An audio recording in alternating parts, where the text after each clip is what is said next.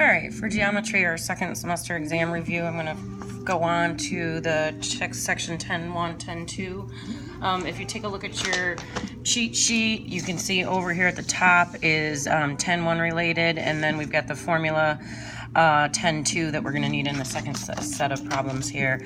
In number 1, first off, just name the circle. The circle just gets a capital letter C. The center, name 2 radii. I'm going to actually use CA, from C to A and from C to D, because that's there. Now I could draw another radii from C to B, but I'm going to use the ones that I see, CA, CD. 2 chords. Chords hit a circle twice, and we have to consider them to be segments. They're not diameters, so BH would be 1 chord. Make sure you have segment notation over it like we did for our radii. And another chord. Oh geez, we can't call AD a chord.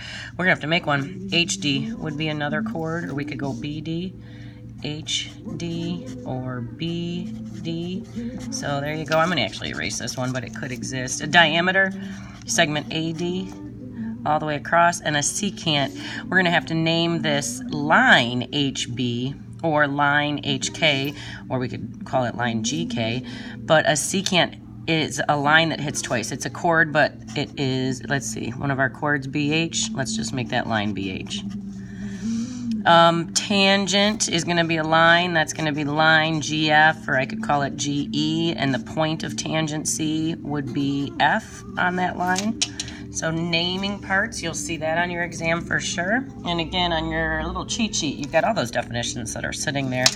Number 29 deals with theorem 10.2. This is just a matter of us taking and setting these sides equal to each other. 2x plus 7 equals 5x minus 8. I'm going to start by subtracting 2x from both sides. If you started this differently, you should still get the same answer as me. 7 equals 3x minus 8. When I add 8 to both sides, I get 15 equals 3x. That makes x 5. Find the values of x. Don't need to take it any further. 30, set them equal to each other. 3x plus 10 equals 7x minus 6. Again, I'm going to start solving this way. If you did it differently, you should still get the same answer I do. 10 equals 4x minus 6. When I add 6 to both sides, 16 is 4x. That's going to make x 4. Number 31.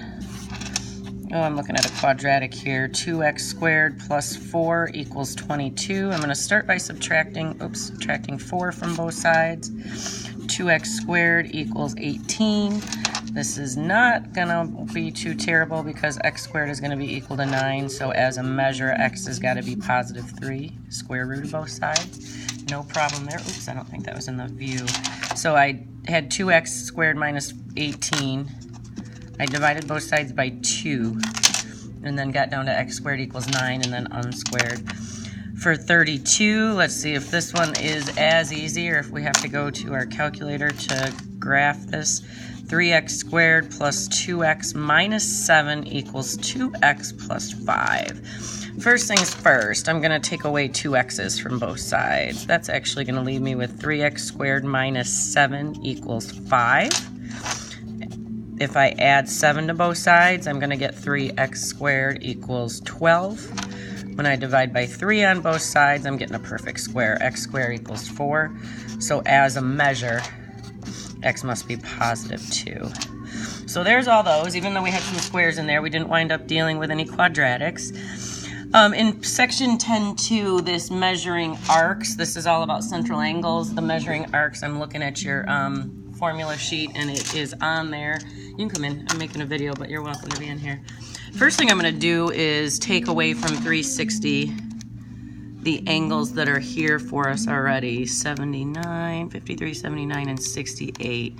That tells me then that this angle JPM is 160. Now that I have that, let me see what I need to find. J to L. J to L is going to be the sum of 53 and 79.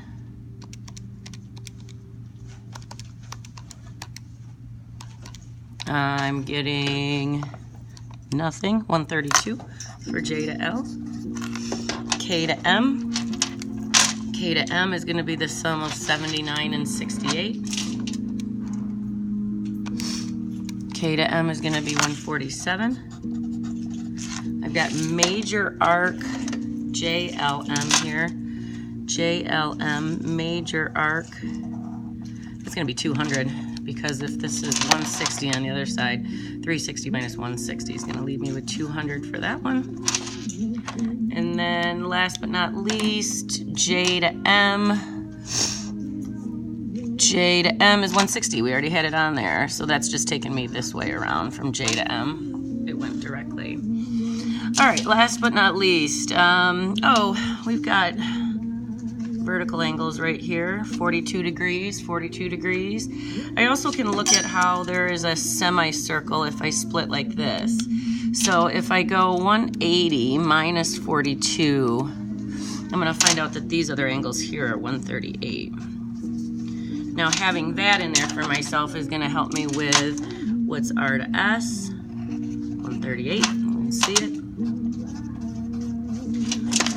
What's major arc QRS? Oh, it's not a major arc, it's a semicircle. 180.